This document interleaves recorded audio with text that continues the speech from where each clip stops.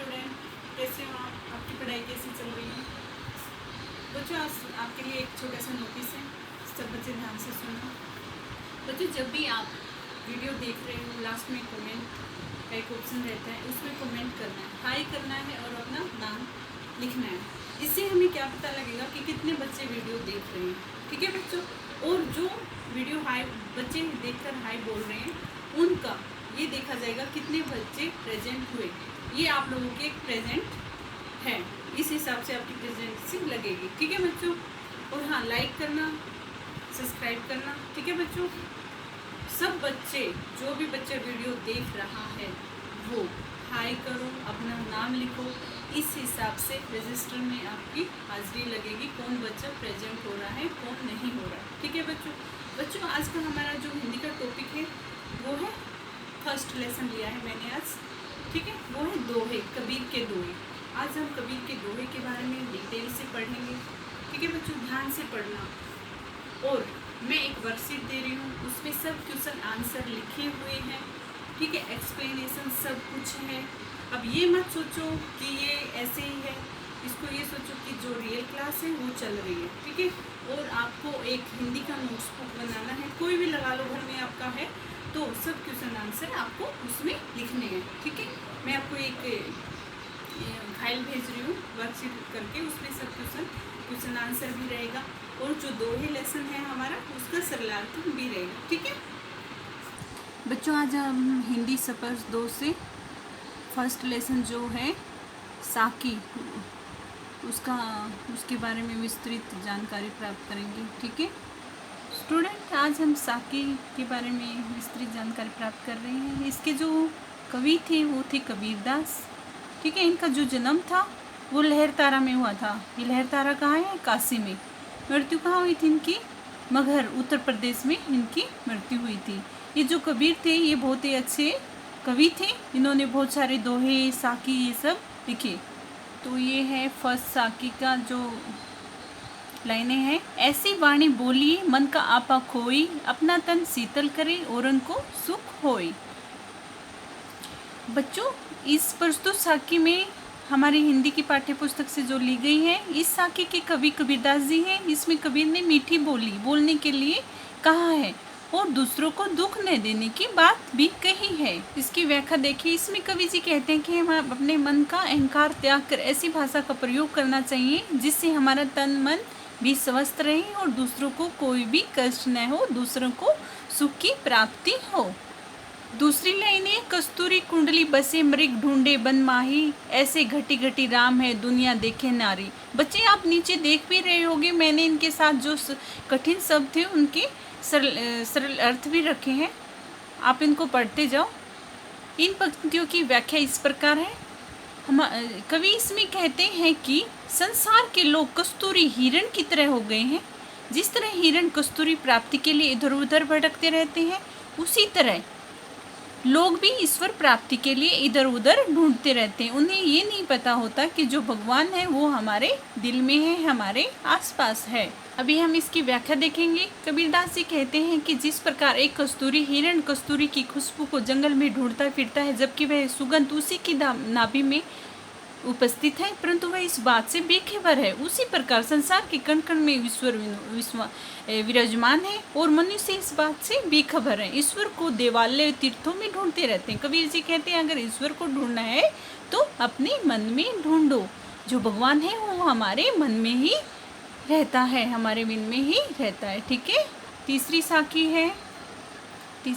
है, जब मैं था तब हरि नहीं, अब हरि है मैं नाही, सब अंधियारा मिटी गया जब दीपक देखा माही। मैं होता है अहंकार, ईगो, हरि होता है परमेश्वर, गॉड, अतियारा होता है डार्कनेस, अंधेरा। इसमें कबीर जी कहते हैं कि जब इस हृदय में मैं अर्थात अहंकार, ईगो था, उसमें परमेश्वर का वास नहीं था, परंतु अब हृदय में, दिल में अहंकार नहीं है, ईगो नहीं है, तो प्रभु का वास है। जब परमेश्वर नमक दीपक के दर्शन हुए तो अज्ञान रूपी अंधकार का विनाश हो गया। इसमें कवि क्या कहता है, मनुष्य को अपने अंदर जो अहंकार है, ईगो है, वो नहीं रखना चाहिए। ठीक है? नेक्स्ट अगली जो साकी है वो है सुखिया सब संसार है, खोए अरु सोवे, दुखिया दास कबीर, जागे अरु रोवे। सुखिया होता है सुखी, अरु होता है अज्ञान रूपी अंधकार, सोवे सोता हुआ इंसान, दुखिया दुखी सैड, रोवे रोना क्राई। इसमें कवि क्या कहता है? कवि कहता है कि संसार के लोग अज्ञान रूपी अंधकार में डूबे हुए हैं, अपनी मृत्यु आदि से भी अनजान सोए हुए हैं। ये सब देखकर कबीर दुखी है और वो रो रहे हैं। वे प्रभु को पाने की आशा में हमेशा चिंता में जागते रहते हैं। और कवि कहता है कि लोग जो हैं वो परेशान रहते हैं, दुखी रहते हैं प्रभु को पाने के लिए, लेकिन सच्चाई ये है कि जो भगवान है वो तो हमारे दिल में ही रहते हैं। नेक्स्ट जो साखी है वो है 5 की। देखो, बिरह भगवन तन बसे, मंत्र ने लागे कोई, राम वियोगी ना जीवे, जीवे तो बोरा होई। बिरह होती है बिछड़ने का गम, भोगम होता है भुजंग साप, बोरा होता है पागल, पागल होना। इसमें कवि कहते हैं कि जब मनुष्य के मन में अपनों के बिछड़ने का गम साप बनकर लौटने लगता है तो उन पर न कोई मंत्र असर करता है, न ही कोई दवा असर करती है। उसी तरह राम अर्थात ईश्वर के वियोग में मनुष्य जीवित नहीं रह सकता, और यदि वह जीवित रहता भी है तो उसकी स्थिति पागलों जैसी हो जाती है। समझ में आ रहा है बच्चों? अभी हम करेंगे साकी 6। नींदक नेड़ा राखियो, आग्नि कुटी बंधाई, बिन साबन पानी बिना निर्मल करे सुभाई। निंदक होती है निंदा करने वाला, नेड़ा होता है निकट, आग्नि आंगन साबुन, और निर्मल होता है साफ, सुभाड़ होता है स्वभाव।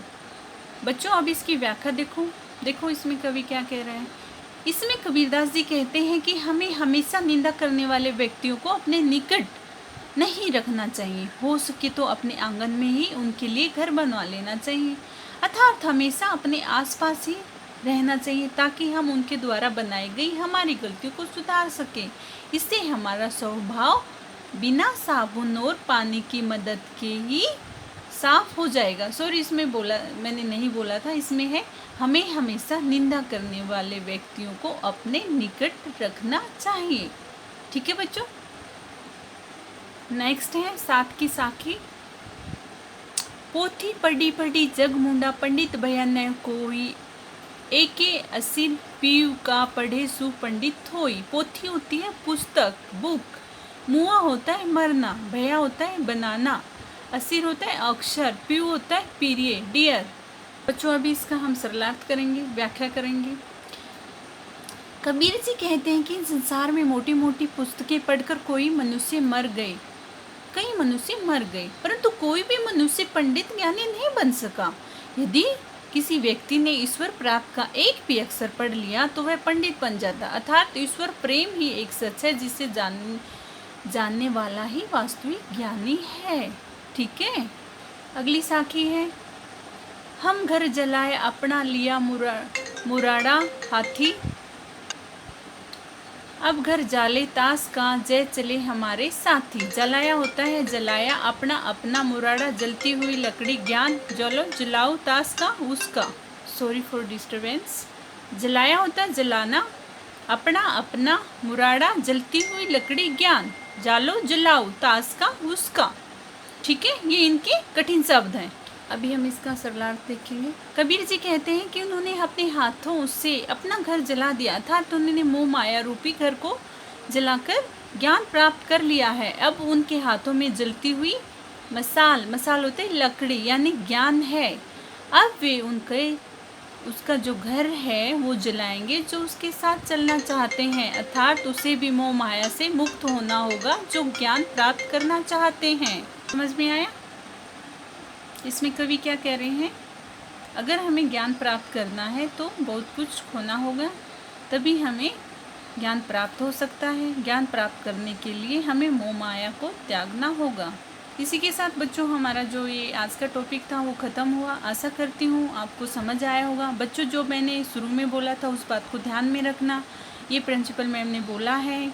जो बच्चे वीडियो देख रहे हैं वो कमेंट करेंगे, हाई करेंगे, अपना नाम लिखेंगे, और हाँ मैम कह रही थी कि कोई बच्चे लाइक नहीं कर रहे हैं, क्या आप लोगों को पसंद नहीं आ रहा है? अगर आपको वीडियो पसंद नहीं आ रहा है तो कमेंट में बताओ कि इसमें क्या कमी है, हम उसको पूरा करने की कोशिश करेंगे। ठीक है बच्चों? और हाँ, जरूर जो भी वीडियो देख रहा है उसको लाइक करो, सब्सक्राइब सब करो।